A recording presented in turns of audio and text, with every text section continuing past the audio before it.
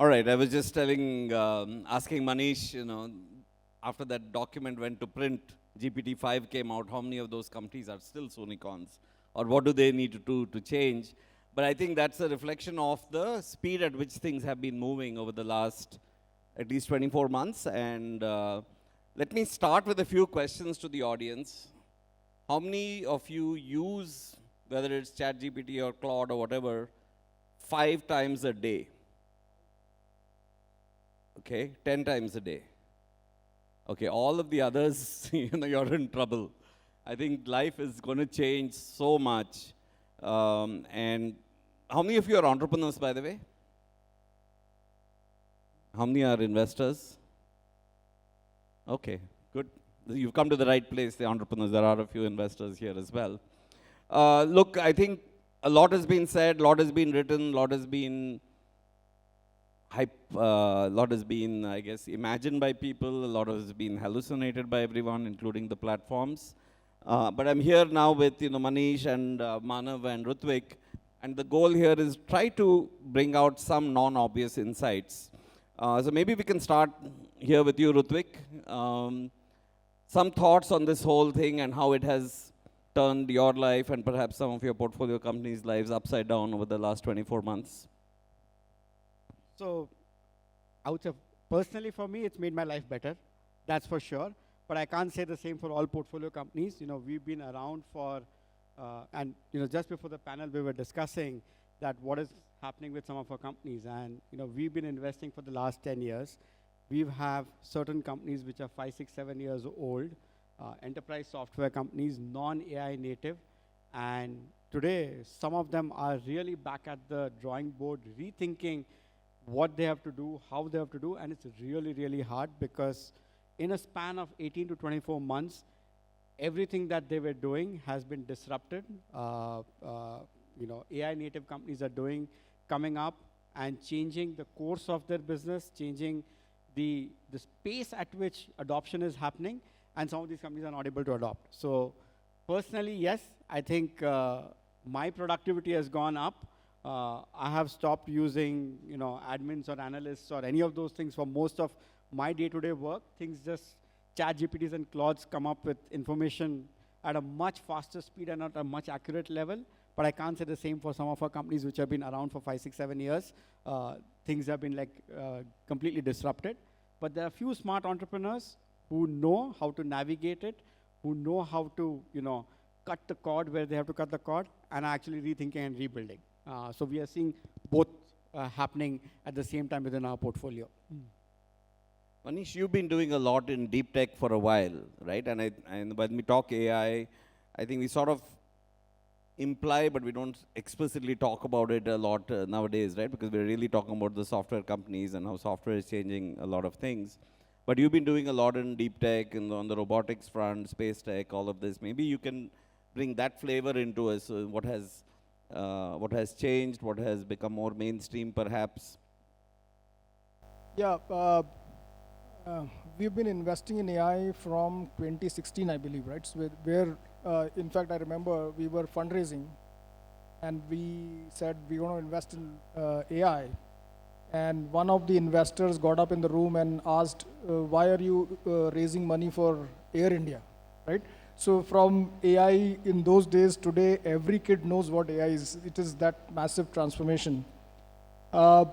Second thing about AI is, I've been in technology field for almost 30 years, but the way AI technology is changing every day is massive, right? You get up in the morning and suddenly landscape has changed, right? New model has come out, more powerful, more this, more that. But our effort right from day one has been to invest in companies where technology can withstand this change over a period of time. So in fact, a lot of AI companies that we invested in 2016, 17 are still around and not disrupted by all the changes. So there is a way to sort of figure out what models will probably still be meaningful over years. And that has been our effort. Of course, we have not been successful 100% of the time. Some companies have got disrupted by it.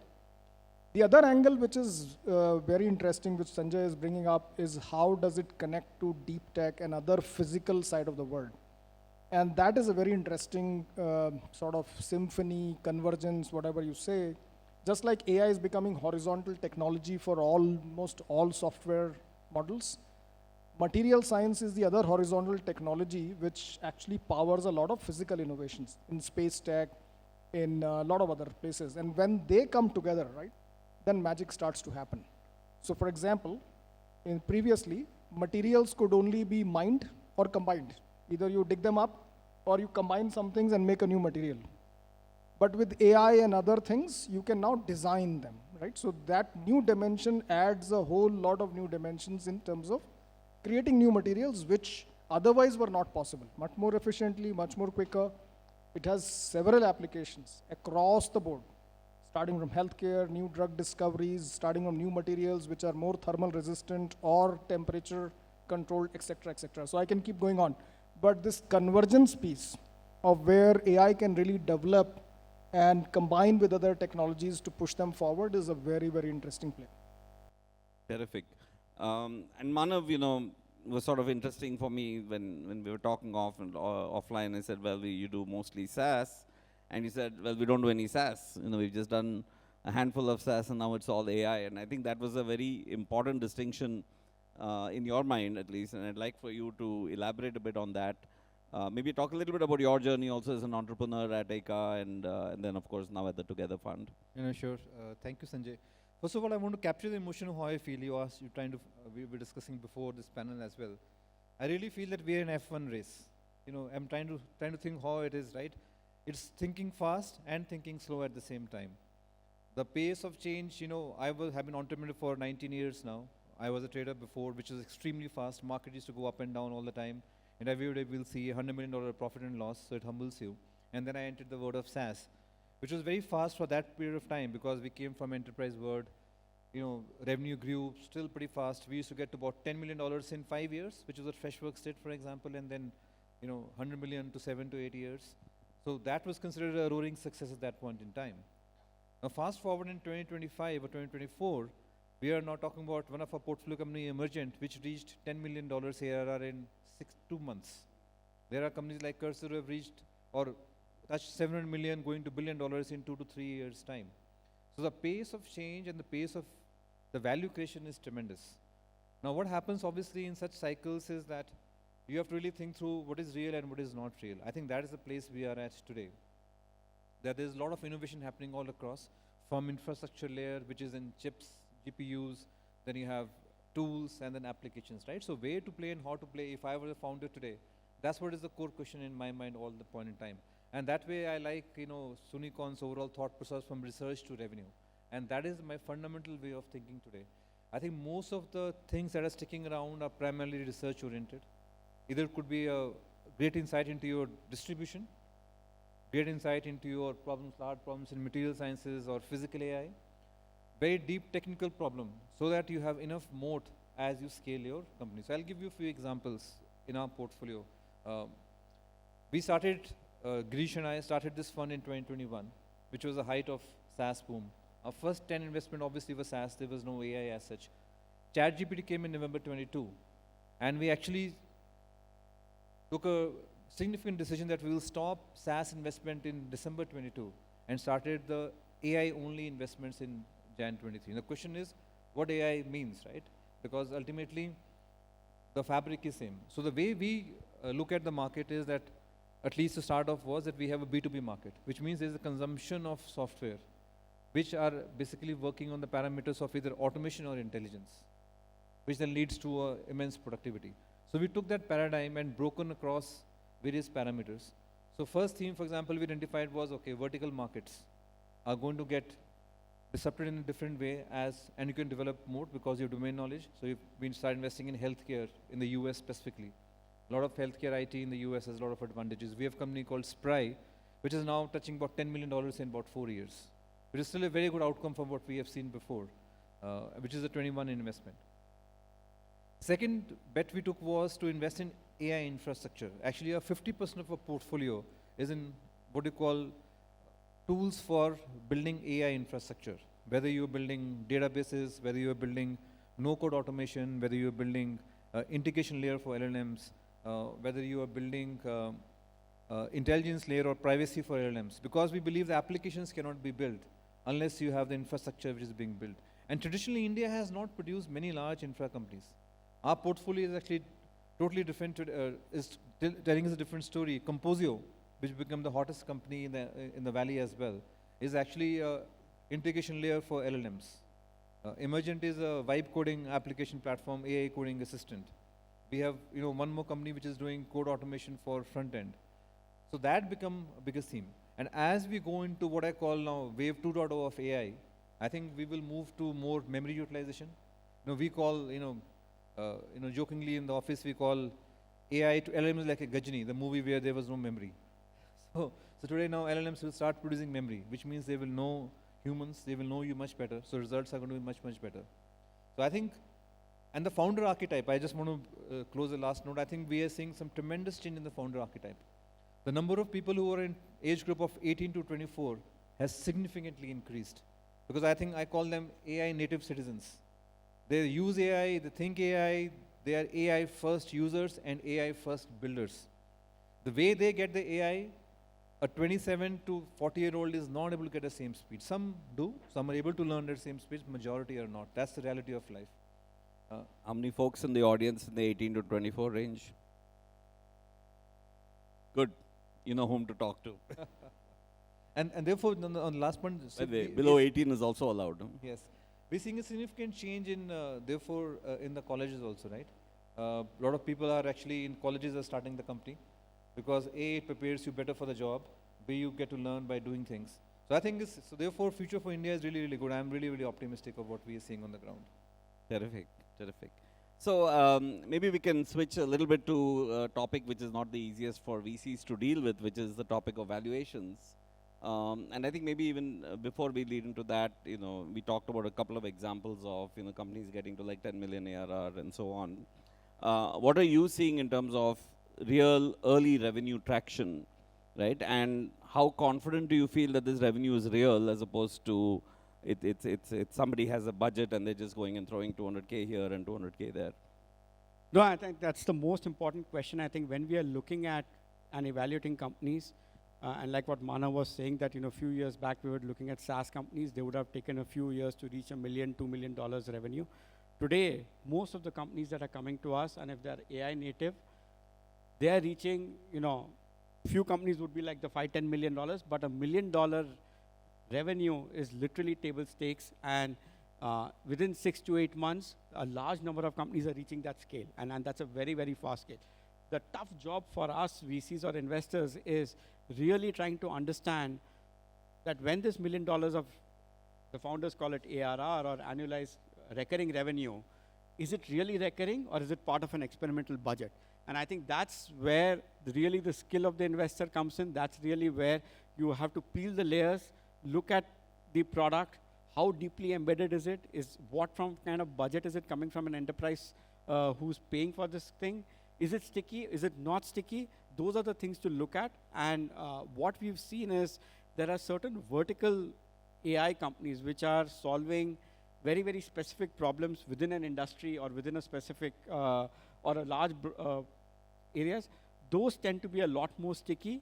There are some things which are generic automation softwares where the adoption is very, very fast. And if I look at those automation softwares, it goes into an experimental budget and gets removed also very, very, very fast.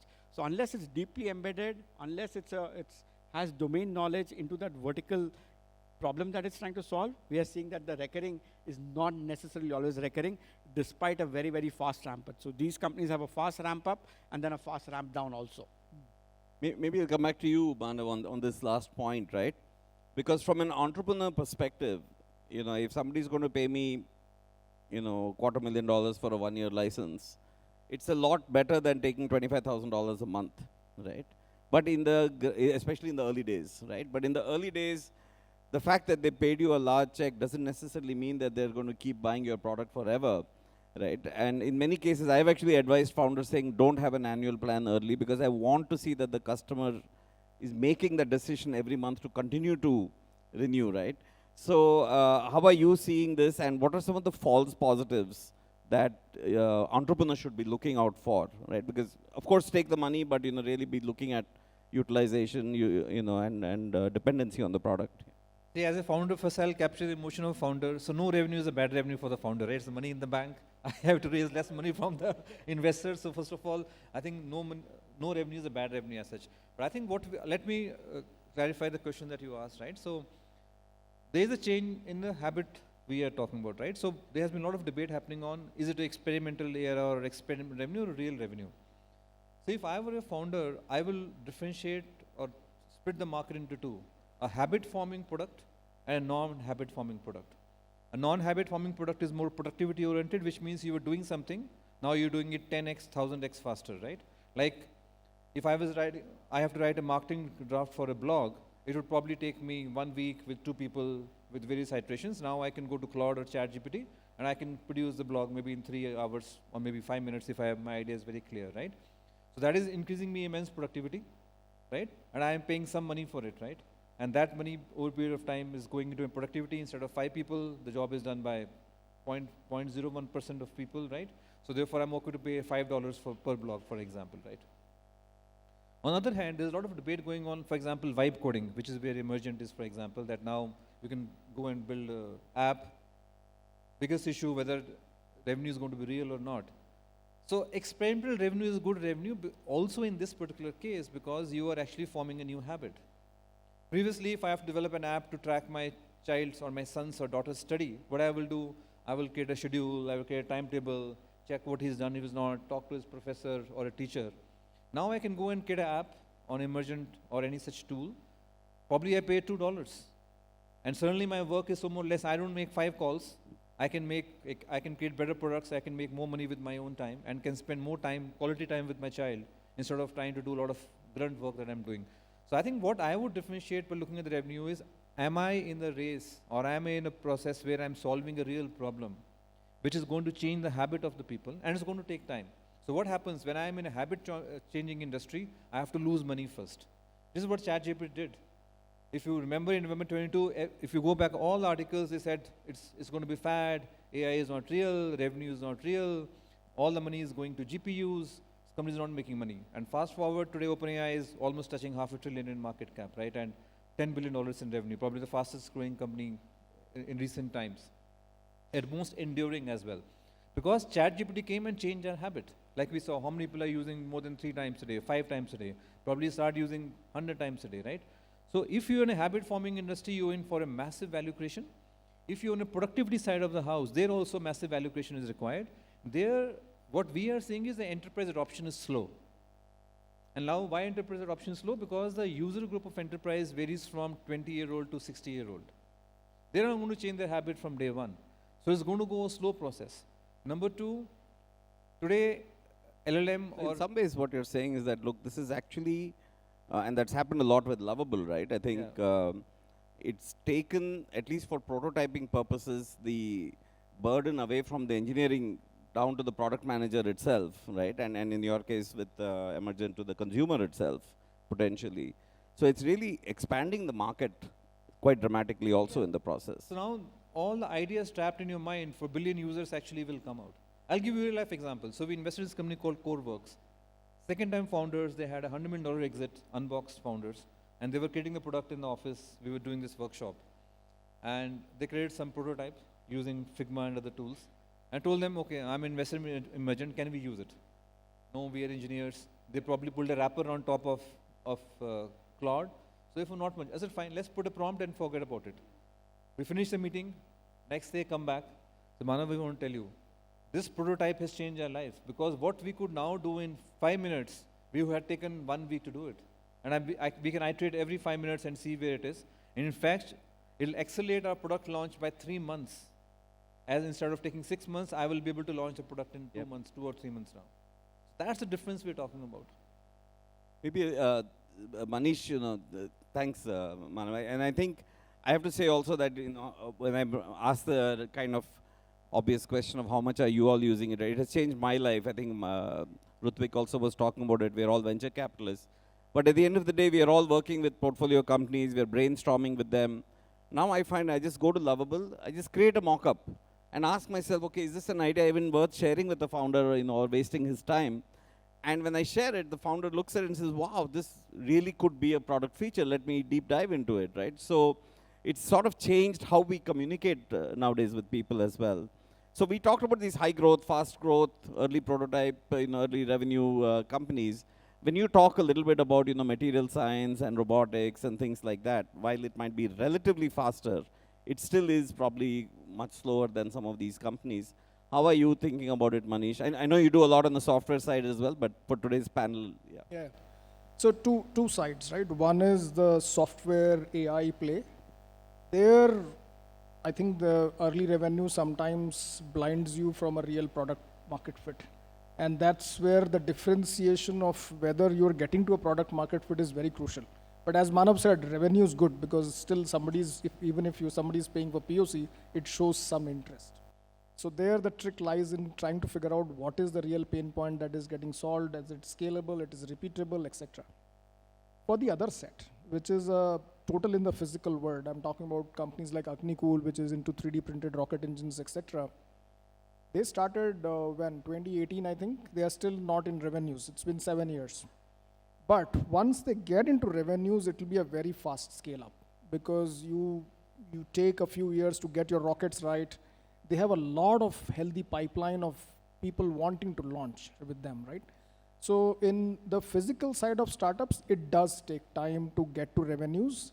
And there also the fundamentals remain the same, right? Whether the founder is customer centric, the problem statement discovery is customer centric, are there enough interesting conversations happening, if not revenue, to see it towards a product market fit. So ultimate truth is product market fit in both buckets, but the way you determine it and the way you get the proof points are very different.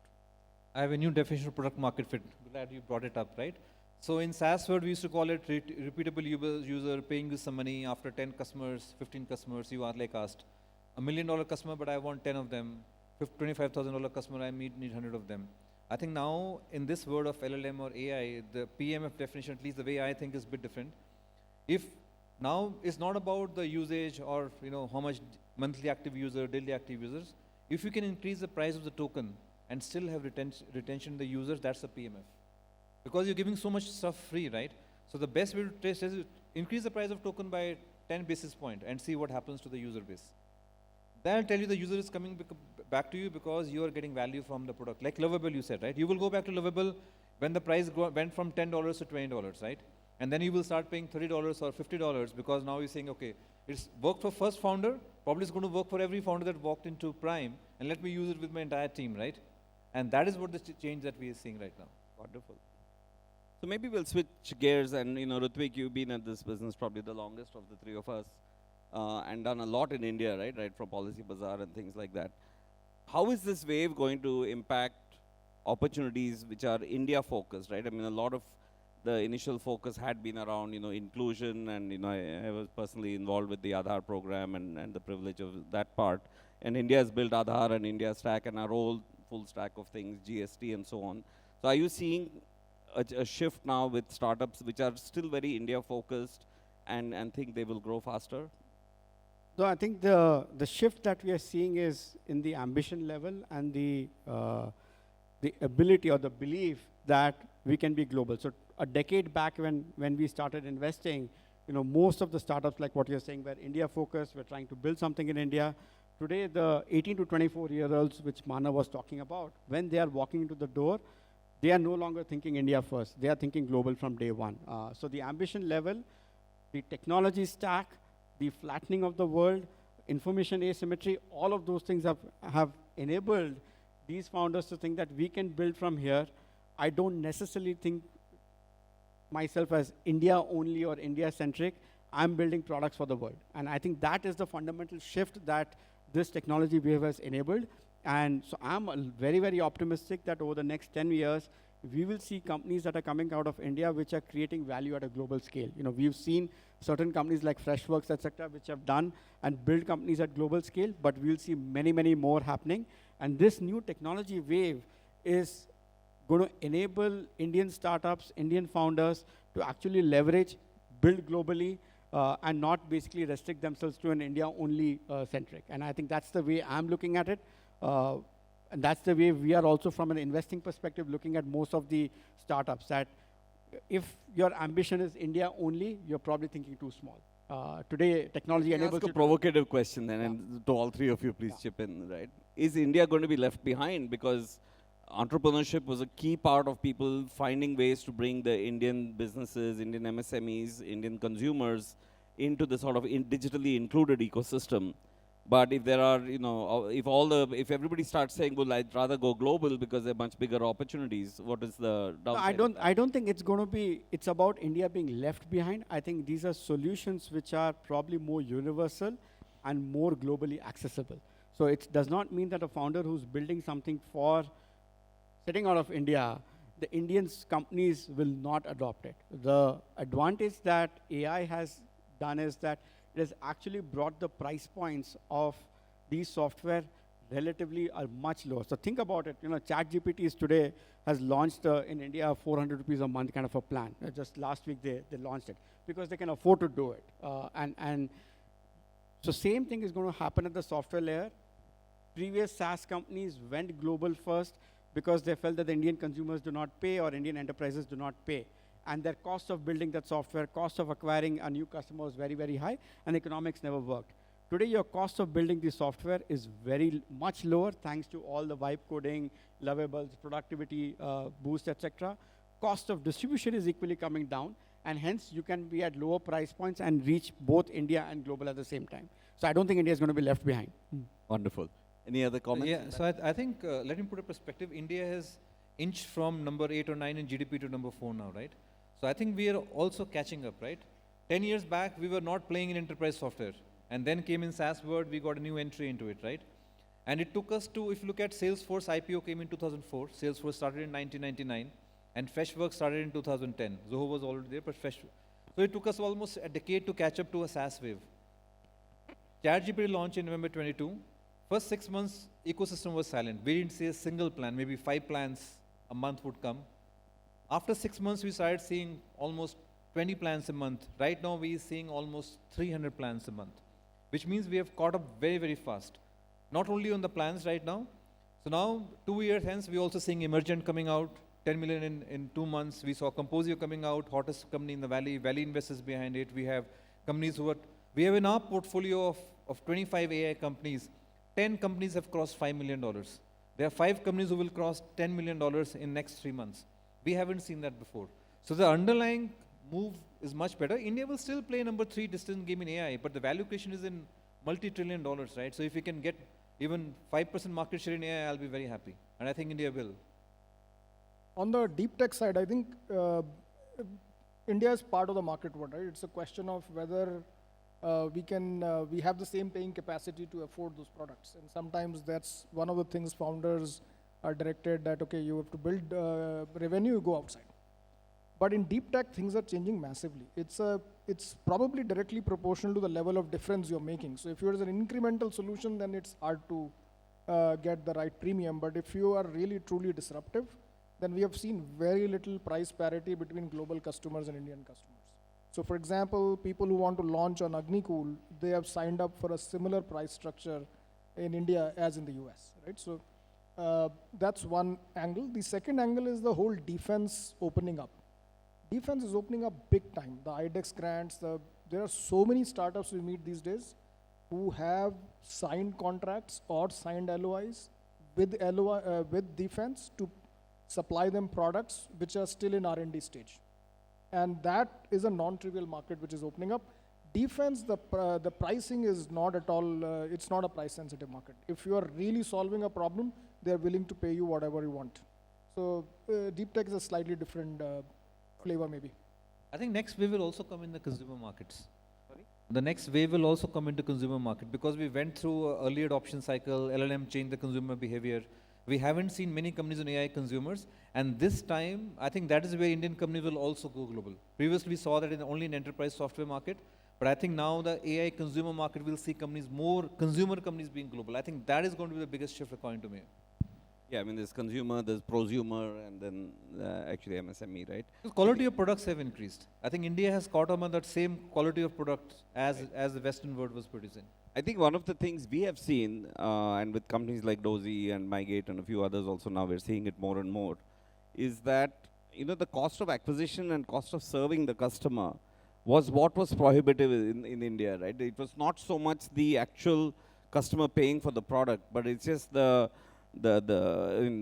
of my friends, Sanjay Anandraman, the first VCs here, used to say that in India, in the US, the large enterprise wants to be treated as a consumer, but in India, the MSME wants to be treated as an enterprise. That you have to go and do a demo and personalize the sale.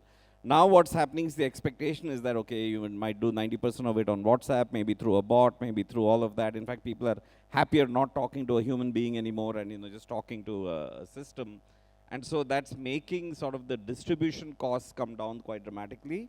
And so same thing with the cost to serve as well, right? In a few of our consumer companies like Neo and stuff, we are finding that when the bot is answering, the consumer is actually NPS is higher than when a human being is answering, right? So it's kind of scary from an employment perspective, but it's really something that is going to bring, I think, the opportunity to the masses in India at a very, very large scale.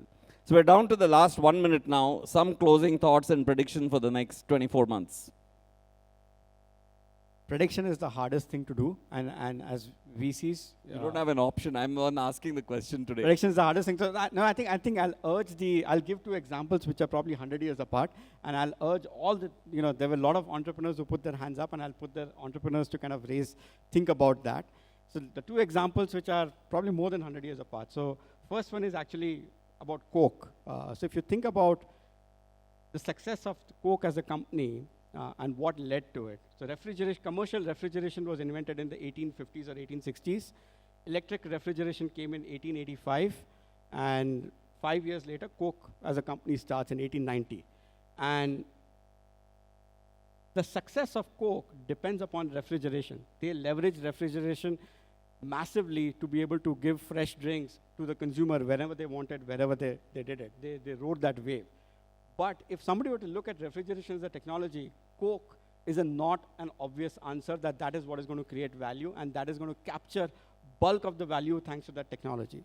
Same thing happened when, in 2006-07, when you had Google had built Maps as a technology, cell phones came with GPS embedded in it, and the bulk of, value creation happened because of Uber, Swiggy, Zomato, etc., all of those things. Completely non-obvious when those technologies come. AI is similar at this point in time where you have a bunch of infrastructure which is created. Most of us are thinking of obvious solutions that will come out of it, or improve productivity, automate finance, etc. But that's not my job. I think most of the entrepreneurs here think of something like Coke, think of something like Uber, which is non-obvious over there, and ride that wave. And you create massive value. Thanks, Rutvik. I think our time's up, but I think he sort of summarized what all of us are thinking. The best times are ahead of us. All the best. Build something great here. Cheers. Thanks, Sanjay. Thank you. Thanks to all my panelists.